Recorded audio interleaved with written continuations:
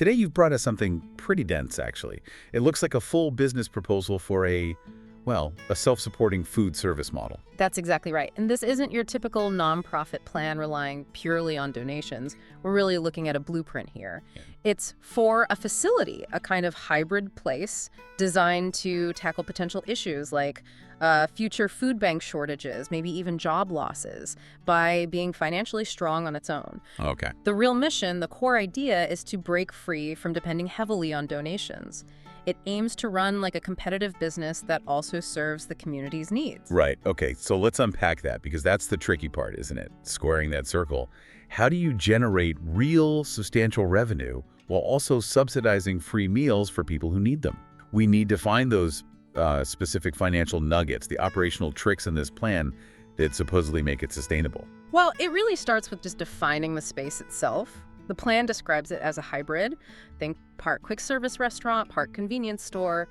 And it even has like a community element with donation racks for books, games, maybe electronics. They actually give a benchmark, an aesthetic feel, sort of a cross between, say, a Cracker Barrel store vibe and maybe a Golden Corral style buffet, but streamlined, semi-buffet service. You know, that aesthetic comparison is actually quite clever. Yeah. It sounds welcoming, accessible, not too fancy, not too basic, which is key if you want the general public, the paying customers, to feel comfortable coming in because they're the engine. Absolutely. They drive the whole financial model. So what's the food like for the paying customers? What are they selling? It's got to be appealing, wholesome stuff. Comfort food, really. Things like roasted chicken, mashed potatoes, maybe a good taco soup, fresh fruit, the kind of meal you might want for lunch or a quick dinner, but maybe don't have time to make.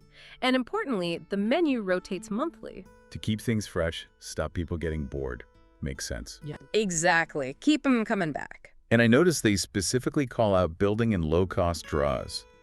That detail about a pie and coffee, or maybe donut and coffee counter, price really low, like $3 or $3.50. Yeah, that's pure retail strategy, isn't it? Get people in the door for something cheap and appealing. Right. Maybe they just came for coffee, but then they see the lunch special or grab one of those take-and-bake meals for dinner later. It's about increasing the average sale and foot traffic. Okay, but then there's the other side, the social mission. Yeah. This feels like where things could get, well, complicated. How does the plan handle having paying customers and people receiving free meals in the same space? Is there a stigma? How do they keep it dignified and efficient? They seem to tackle the efficiency part head-on. Eligibility is handled before someone even walks in. A partner charity or a food pantry does the pre-screening. The person gets a service number. Okay. That number, often linked to their driver's license just for verification, gets logged once at the store, and that's it. No forms to fill out every time they come in. Ah, so the staff aren't acting like administrators. They're just focused on the food service. Precisely. It streamlines the process dramatically. What about limits? What does someone receiving the service actually get? It's a defined meal, 4 items from the menu, including a drink, and crucially, it's served on smaller paper plates or bowls. There's also a suggestion of a 50-cent donation, encouraged but definitely not required. Okay, 4 items. And how do they manage the flow? If word gets out, couldn't they be overwhelmed? This is where it gets quite smart operationally. They manage the flow by reserving meal times based on the first letter of the person's last name. Really? That's unusual. How does that work? It just spreads out the arrivals. You know, maybe AF comes between 11.00s and 11.20, GL from 11.20 to 11.4, something like that. They estimate serving up to 40 people per time slot in these controlled 20-minute intervals. It's all about making the demand predictable. Preventing chaos during the lunch rush. Got it. All right, let's pivot to the money. Because, none of this works if the finances don't hold up. The plan details this 50% break-even model. This gets into food service financials, which can be pretty tough. Yeah, this is the absolute bedrock of the whole plan. The main financial target is setting the contribution margin at 50%. Maybe we should quickly clarify what that means. Good idea. The contribution margin is simply the revenue you have left from a sale after you've paid for the direct cost of the food itself, what accountants call COGS, or cost of goods sold. Okay, so if I sell a meal for, say, $10, $5 has to cover the chicken, the potatoes, the spices, all that. And the other $5 is the contribution margin. That's the money left over to pay for everything else. Exactly. Rent, wages, utilities, insurance, and hopefully, eventually, some profit. 50 cents of every single dollar taken in has to cover all those fixed operating costs and profit.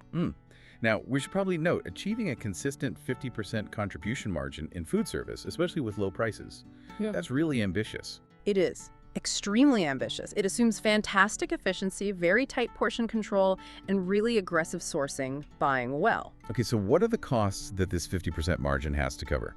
The plan estimates total monthly FIST costs the bills you pay no matter what at $26,260. Yeah, and that's a big number to hit every month before you've served a single free meal or made a dime of profit. Where does most of that go? The plan's pretty clear. The two big ones are rent or lease payments pegged at around $11,520 a month and wages at $11,040. And importantly, it notes these are estimates based on costs outside major cities like New York or LA. This model is designed for, say, the Midwest or a smaller metro area. Location matters for costs. Okay, so if fixed costs are $26,260 and the contribution margin is 50%, how much revenue do they need just to break even? Simple math, thankfully. You need to bring in twice your fixed costs. So the monthly break-in revenue target is $52,520. 52 grand a month. Wow. Break that down daily. That works out to needing $1,750.67 in sales every single day, just to keep the lights on and pay the staff. That's just survival, though. Not really sustainable long term. They need profit to reinvest, handle unexpected costs. The plan aims for a, well, pretty modest 10% net profit. What does that push the revenue target to? Right. For that 10% profit cushion, the target monthly revenue jumps to $65,650. Okay, so daily. It's $2,188.33 in daily sales they need to consistently generate from paying customers. $2,188 a day. And if we assume that average meal price they mentioned earlier, maybe around $5 for the public? Yep, you're looking at needing about 219 paying transactions every single day, 30 days a month. Which leads directly to the next big question. Where on earth do you find 219 paying customers reliably day in and day out? Right, which takes us straight into site analysis. And the plan makes a really interesting point here. It says, looking at the total town population can actually be misleading. Why is that? Because what matters isn't just who lives in the town, but who passes through it or works near it. It's about the trade area. You need a consistent flow of people. The plan estimates needing a trade area of about 7,000 to 10,000 people to realistically support those 219 daily transactions. So a small town, say 2,500 people, could work, but only if it acts as a hub. Like if people from surrounding areas drive through it or work there regularly. Exactly. If that town of 2,500 has an effective trade area of 7,000 people, then you need to capture about 10% of that market. That translates to maybe 700 loyal customers who might visit, say, twice a week on average. That feels more achievable. It's about traffic and access, not just residents. Precisely. And the plan lays out 3 absolutely critical factors that it argues are even more important than the raw population number. Okay, what's number 1? Location, location, location. Cliché, but true here. You have to be on the main drag, a major highway, a key commuter route, high visibility, easy parking, non-negotiable. Makes sense. People need to see you easily and be able to stop without hassle. What's number 2? Competition. You need to realistically assess if you can compete, not just with other restaurants, but also grocery stores, convenience stores offering quick bites. You need a compelling reason for people to choose you. Okay. And the third factor. The plan calls this one the ultimate de-risker. Yes, the local anchor audience. This is huge. What does that mean exactly? To consistently hit that $2,188 daily sales target, especially Monday through Friday, you ideally need a built-in source of regular customers. Think a nearby hospital, a community college, a big industrial park, or a factory. Something that provides a steady, reliable, 5-day-a-week lunch crowd. Ah, that makes sense. That guaranteed daily baseline of business really smooths out the revenue fluctuations. Less reliance on weekends or impulse visits. It massively stabilizes the whole operation, takes a lot of the day-to-day pressure off. Okay, let's shift gears to keeping things running smoothly and efficiently, especially if they're chasing that tough 50% margin. I was really interested in this store-in-a-store vendor model they describe. How does that work? It's quite clever, actually. It's a way to boost product variety and appeal without adding labor or inventory risk. Essentially, they invite outside suppliers, maybe a local bakery for bread, a dairy for milk and eggs, maybe even a produce vendor, to set up and manage their own small section within the facility's shop area. So the bakery truck driver stocks the bread shelf, the dairy person stocks the milk cooler. Exactly. The facility provides the space, the vendor manages the stock, handles rotation, all of it.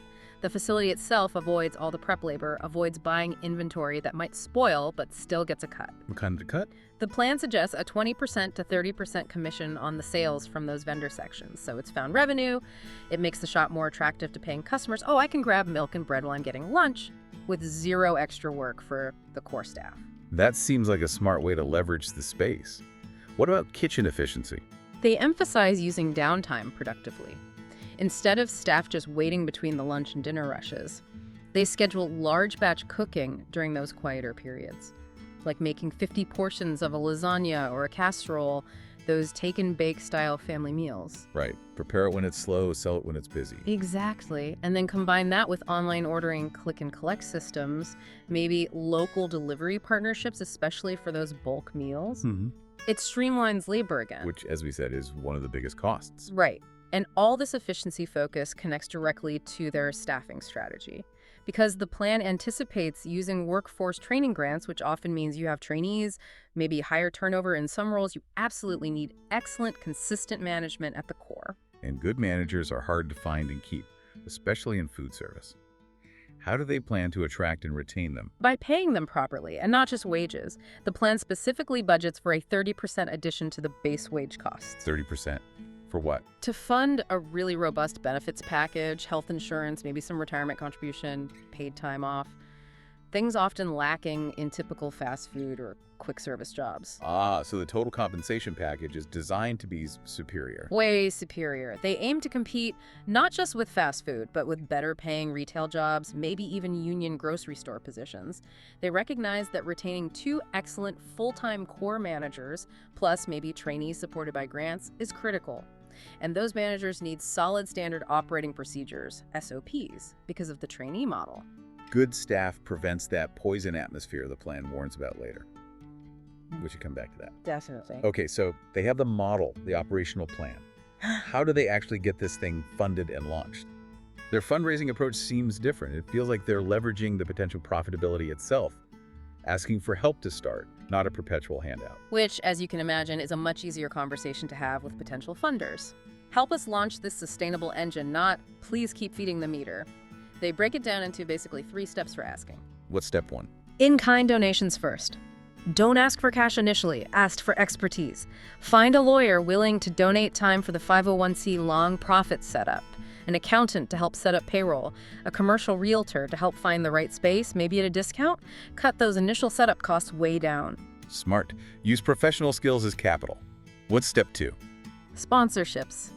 This is where you approach local businesses. But again, tie it to something tangible.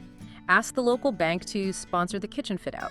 Or maybe a local company could sponsor a free meal day for, say, the $1,125 needed to cover the estimated cost of free meals for a day. Gives the sponsor visibility. Makes the donation feel more concrete. And step 3? Grant applications. But targeted grants, not just please give us money to operate.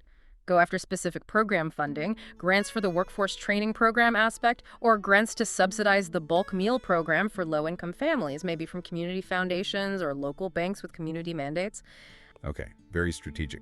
Let's wrap up with keeping the doors open long-term. Specifically, customer retention for the paying public. They need those 219 transactions a day consistently. Yeah. How do they keep people coming back? Well, the basics have to be there first. Cleanliness, an attractive space, good food, that rotating menu we talked about, that's table stakes. Then they layer on specific loyalty tactics. Like the one mentioned. Yeah. A $1 discount coupon for every $10 spent. Direct reward for repeat business. Simple, effective. And they also suggest using legal raffles. Maybe 4 times a year, keep prizes under the legal limit, say $5,000. And the ticket for the raffle could be one of those $1 purchase coupons. You post the winners publicly to show it's legitimate. Creates a bit of buzz. Interesting. What else? Good old-fashioned coupons. Circulate 15% off coupons in local newspapers, flyers, maybe online deals like Groupon initially to get trial. And crucially, court that anchor audience we discussed. Go directly to the managers or owners of those nearby large businesses. The hospital, the factory. Offer them stacks of, say, 30% off coupons specifically for their employees. Encourage that reliable daytime traffic. Lock in the lunch crowd. Exactly. It all ties back to maintaining that financial stability. If you lose that anchor audience, you risk dipping below that critical $1,750 daily break-even. The whole thing becomes fragile. So pulling this all together, what we've looked at here is this really detailed blueprint for a food service model that tries to be self-sufficient. It's designed to break away from constant fundraising by integrating its social mission, feeding those in need directly into a competitive, low-cost retail and food operation. Right. It's an ambitious attempt to blend business discipline with social good. But, after all the spreadsheets, all the market analysis, the plan itself highlights the biggest risk. It's not rising food costs. It's not the competition opening up next door. What is it then? People, specifically management, the quality of supervision. The plan explicitly warns that if those two core managers are wrong, if they create a negative, unprofessional, or just chaotic environment, what it calls a poison atmosphere, they will inevitably drive away the good staff and the paying customers. The financial engine sputters and dies. The whole model, no matter how clever on paper, hinges entirely on the skill and character of those key managers. Which leaves us, and you listening, with a really critical final thought to chew on. If you were the one trying to launch this, knowing that immense daily pressure, that $2,188 target hanging over you, how would you make absolutely sure that securing the right part, two core managers, finding them, vetting them, compensating them, retaining them, was the absolute first, most critical investment you made, maybe even before you signed the lease? Because ultimately, the human element, that seems to be the biggest variable, the biggest risk in making this whole thing work. Something to think about.